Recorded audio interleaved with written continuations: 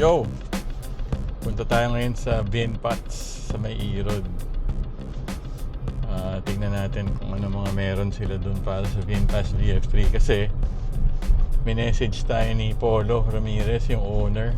Bisitahin daw natin sila. Tapos to show his gratitude and appreciation dahil na-vlog ko daw dati yung shop niya nung nagpakabit tayo ng foot pegs para sa Vespa S125 natin. Pili na lang daw ako ng accessory na pwedeng ipakabit. Thank you very much, bro. Tinanong niya kasi kung anong mga meron na tayo. Sabi ko, halos lahat meron na eh. Nako, sabi niya, di yung mga mahal na lang yung naiwan. Ayun na nga, sabi ko, kaya hindi muna ako nag-upgrade ng iba pa kasi mahal na yung mga natira. Eh yung isang medyo mahal na naiwan na gusto ko sana pakabit dahil yung anak ko gusto niyang mas lumapad yung side mirrors saka na-adjust yung folding mirrors. I think that's around 13 to 15k depende sa seller na tatanungin mo eh. Sabi niya, o sige, ako na bahala. Tapos sabi ko, hindi ba nakakahiya kasi sobrang pricey nun. Sabi niya, hindi, okay lang, don't worry. Eh yun, alangan namang tumanggi tayo, di ba? Kaya pupunta tayo dun ngayon. Salamat, Polo. Very early Christmas for us and the VinFast VF3. Ngayon, dun sila sa may Erod. Pero syempre, pag nagpa-PMS tayo, dun tayo pupunta ng S125 para naman hindi puro libre, di ba? Nakakahiya talaga pag nalilibre. Pero ito, I'm grabbing this sponsorship chance. Kasi sayang din. Minsan lang tayo ma-sponsoran. Salamat, OnePats and VinPats. Siguro kasi dahil si Polo, bumili rin siya ng VF3, white yung sa kanya. Natuwa siya masyado, kaya he decided to add VF3 accessories to his shop. Meron din silang rear camera dun, tsaka nag-activate din sila ng rear camera. Ayan, dire-diretso lang to, will hit Erod. Sa kaliwa, madadaanan natin yung Scoot Monkey. Tapos sunod nun VinPats na, OnePats. May nakita akong nag-post dun sa FB group ng VinFast Users Philippines na mula nung nakuha daw niya yung VF3, mayat maya nasa labas siya. Pag mayroon ka na talaga nito, putya, hindi mo talaga matiis na hindi siya ilabas. Napaka-cute kasi, tsaka ang sarap i-drive. Hindi talaga ako dapat bibili ng EV. Wala tayong kabalak-balak talaga eh. There wasn't any EV design that appealed to me. Kasi ayoko na rin ng magmalaking sasakyan. Tapos yung mga masyadong futuristic and curvy, hindi ko naman masyado type. Parang gano'n na rin kasi yung design ng Brio. Pero nung nakita ko to talaga po siya, irresistible. Kaya nagbenta na tayo ng malaking sasakyan, yung SUV na diesel. Wala na tayong malaking sasakyan. Puro maliliit na lang. Ano pa ba? Pinakahuli nating upgrade na ginawa pala dito. Ito. Ayan o, salamin. Medyo naka-zoom eh. Kaya hindi masyadong okay. Pero at least it works. Tapos itong seatbelt riser pala. Kinabit ko na. DIY natin. Medyo nagkapasa pa tayo dyan no. Kasi ang higpit ng bolt dito sa kanan eh. Pagpihit kong gano'n, nabigla, bumangga. Ang sakit, grabe. Kaya yung dito sa left seat, ginamitan ko na ng power tool. Ano ba tawag dun? Basta yung parang baril na wrench. Yun, nagamit ko na rin ang ating nasa cabinet lang na torque wrench ba tawag dun? Hindi eh.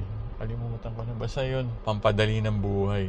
Tapos nag-order din ako ng wide side mirror, Broadway, na curved. Kasi alam balak bumili din nun, pero nung may nasakyan kami na in-drive, nakaganon siya eh, parang okay to mura lang naman, in-order na rin natin. Mapapagastos ka talaga sa VF3 eh, pero yung gastos na nakakatuwa, alam mo yun.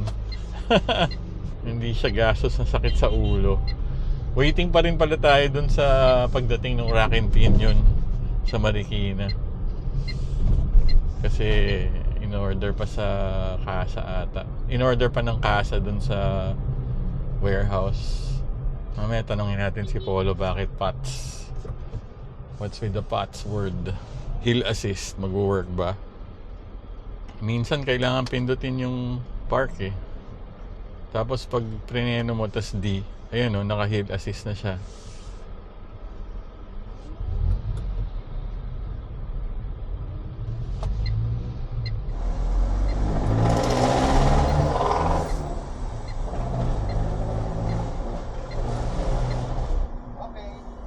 Alright.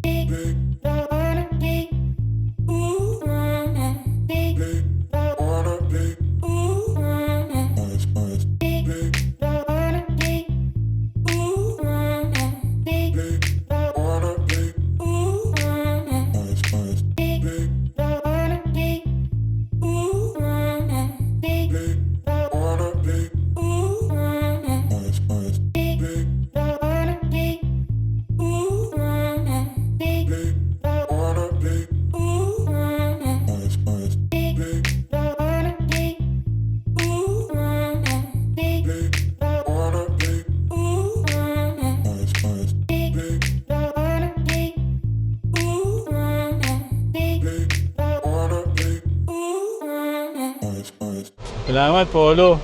Vinpats. Nilibre nila tayo ng folding mirrors. First sponsorship natin. Si Polo Ramirez. Ngayon, uwi na tayo. Mahaba din, matagal din. Anong oras na? 2:13. Matagal-tagal din yun. Nandun tayo ng mga 10 ata eh. Siyempre may lunch din.